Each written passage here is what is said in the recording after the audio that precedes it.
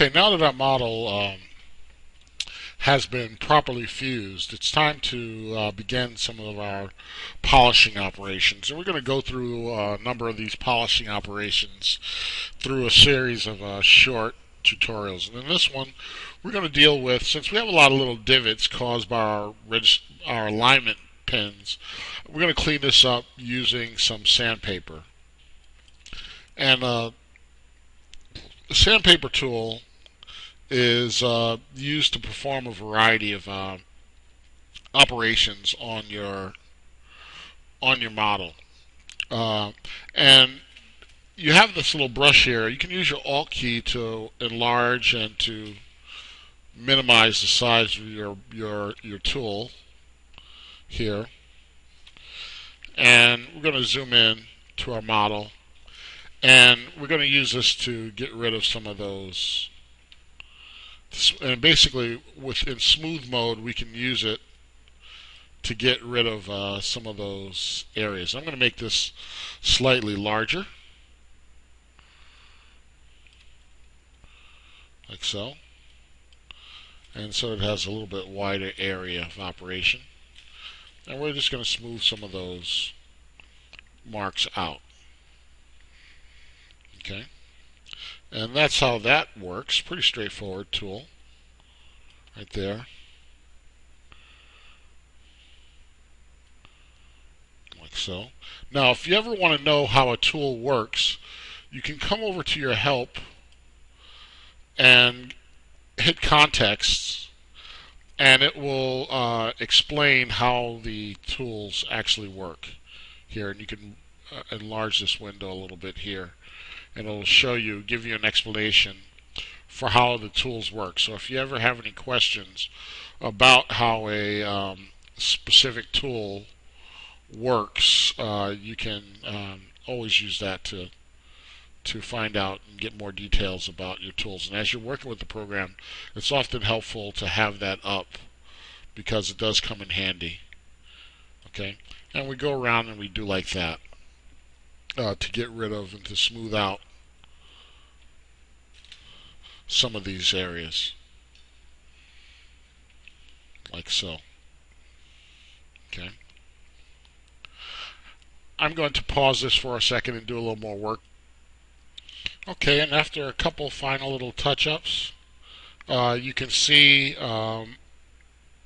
how this has been sufficiently smooth. And I might go into some of these noisy areas here and smooth them. Okay. I'm going to save a copy of this model. Now, in order to input the changes that you made, you always have to check there, and also don't forget to check this box here. It gets you out of that mode. Now I'm going to do a Control-S to save my file, so just in case something happens. Okay. Now, one of the other ways that you can things that you can do, if you have like a noisy model, a couple little things that you can do is that you can go up into polish and you can do a smooth all, and that will perform a smooth operation over your whole model, and you can set the min-max value for that. Okay. And once again, if you want to know what's going on, just hit F1 to bring up your context menu, and it'll show you exactly how that parameter works in a model.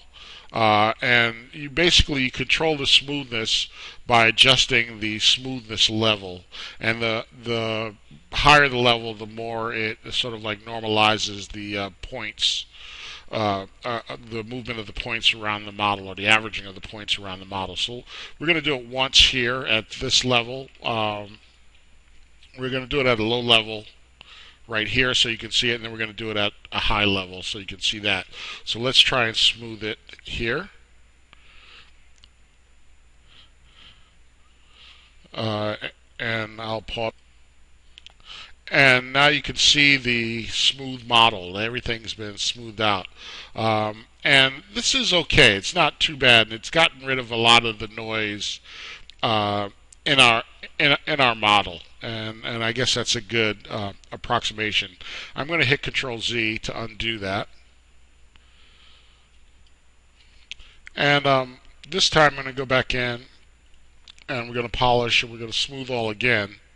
But in this case, we're going to raise the value on the high end of our. We're going to max out our smooth, so you can see how much you can actually smooth your model out. And here we'll go to this next stage right here, and we'll get a chance to see the see how much it smoothed it.